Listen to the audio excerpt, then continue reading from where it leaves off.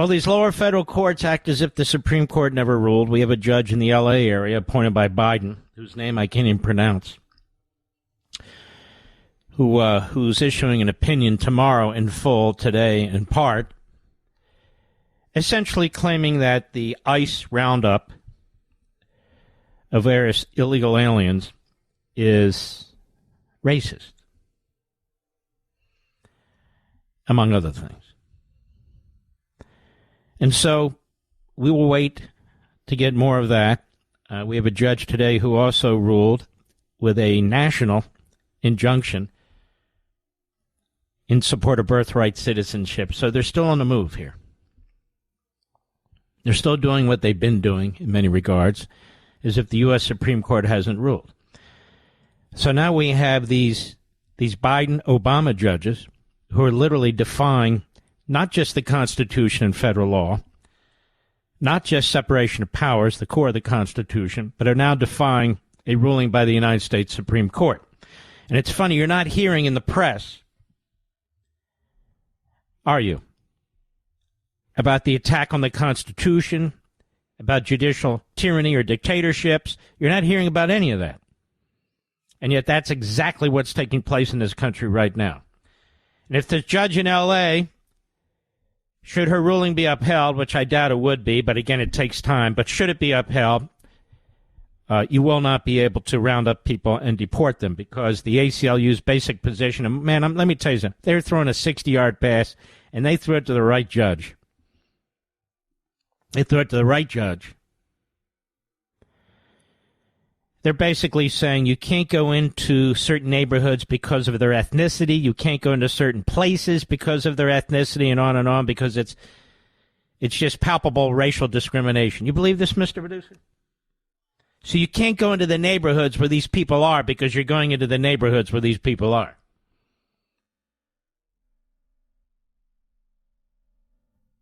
Now, let me be very clear about something. President Trump has made enormous progress all across the map, domestic and foreign. But these institutions are now being turned against us. And we're not going to have President Trump around forever, and we're not going to win elections forever. They're going to win elections, too. And when they win elections, they use the permanent part of the government, the courts and the administrative state, to enshrine their ideology, making it impossible to undo it, election or no election. It's important to know what we're dealing with here. This is the Democrat Party. The Democrat Party hates America. I wrote a whole book, and it explains it. But this ideology, the Marxist, Islamist ideology, is at home in the Democrat Party. That's where it is. And its anti-Americanism is at the core of their belief system.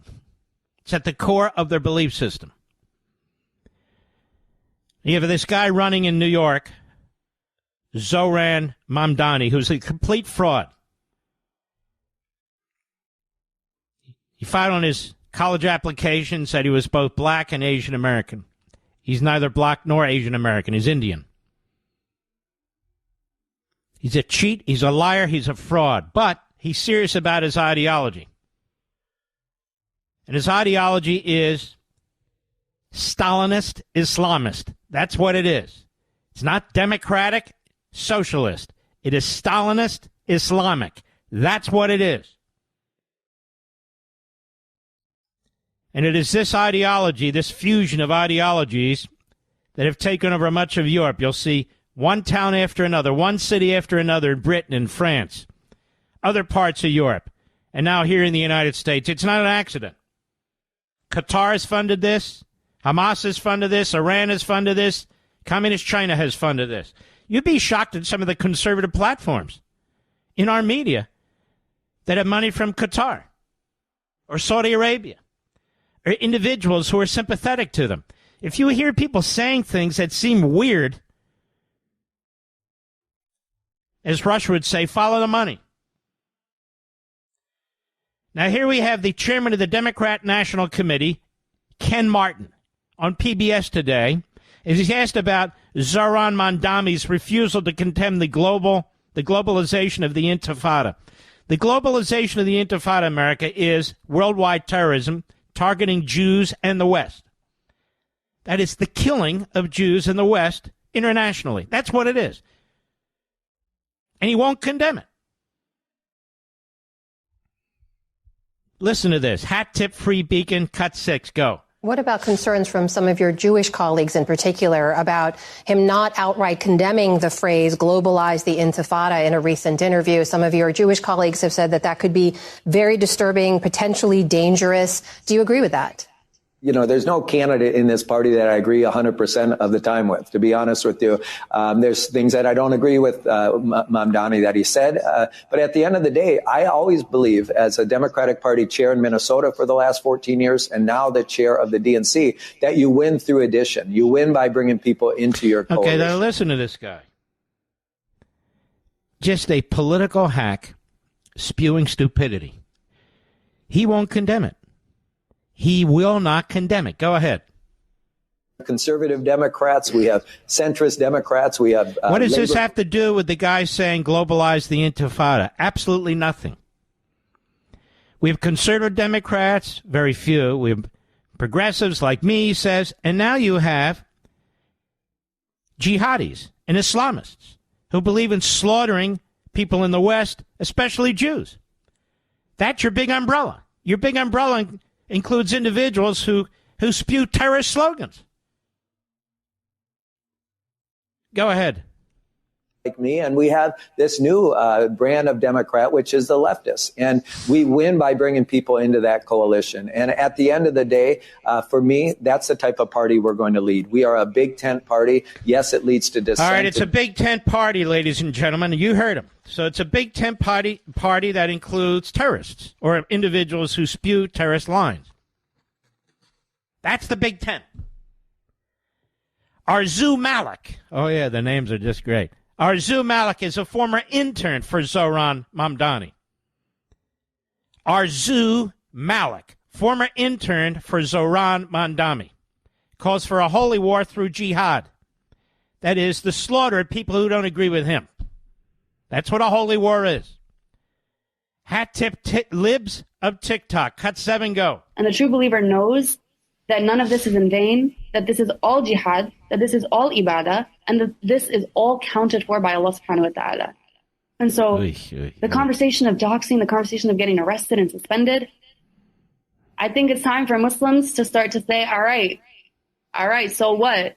Do what you want. I'm gonna do what I gotta do, because it's about time to do that. And I know everybody has their own families and has an education and everything. Just a question. We don't want to get doxxed, and we don't want to get suspended, and we don't want to get arrested. How gangsta are you? That's just my question. How much are you willing to do it? And I know everyone has their own risk levels, but at the end of the day, that's a question to ask ourselves. How committed am I to this? To what extent of my personal material gains am I willing to sacrifice for this bigger noble cause? And the bigger noble cause, ladies and gentlemen, is the violent overthrow of the United States of America, the violent overthrow of the West, the violent overthrow of the city of New York. Listen to this woman. Listen to this punk. People come into this country, or they're born into this country, and look how they talk about the country. They're at war with the country. They think it's funny. They're aggressive about it. They're ideological about it. They hate us. They hate the country. This is what we're breeding in this country. Lack of assimilation, a lack of patriotism. Our schools have been taken over by these iron-fisted police state type teachers unions. As I've said to you many times before, the Democrat Party is like the Communist Party in these communist regimes. It's about the party. It's not about the country. Whatever it takes. A big tent. A big tent. Yeah, we'll let in the Marxists, the Islamists, the Jew haters, the American haters, the flag burners. Yeah, we'll let them in. Big tent. We're a big tent party. And they're really not, are they? Not if you're pro-life. Not if you're a moderate. No, you're really not part of the big tent, are you? Go ahead. when your heart is in the right place, if you get suspended, if you get doxxed, because it's bound to happen when you're doing a righteous cause and when you're doing something for the sake of Allah here in the West.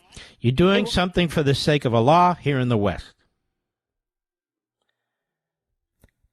And from her perspective, what is the sake of Allah here in the West? It is the utter and complete evisceration of the West.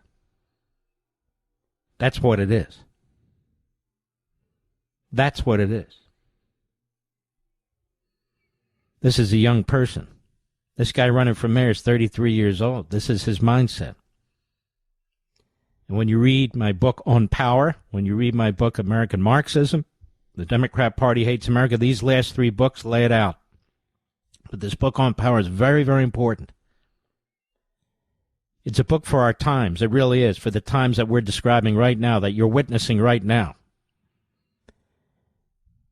We've got a real problem here, a real spider web of problems here with the lower courts taken over by these leftists, American Marxists and Islamists. We have people here who are first generation. Biden picked these people not because they're first generation, but they're first generation radicals. That's why he picked them. And they're here, and they put them on the bench. They took them out of these radical, non-governmental organizations, radical ethnic front groups, out of the ACLU, out of our law schools and so forth. They picked the most radical people they could, and now they're judges. So they're advocates as judges. They're activists as judges. This is who they are. This is what they're doing. And they're still issuing these nationwide injunctions, or they're issuing injunctions in order to stop ICE from taking out illegal immigrants.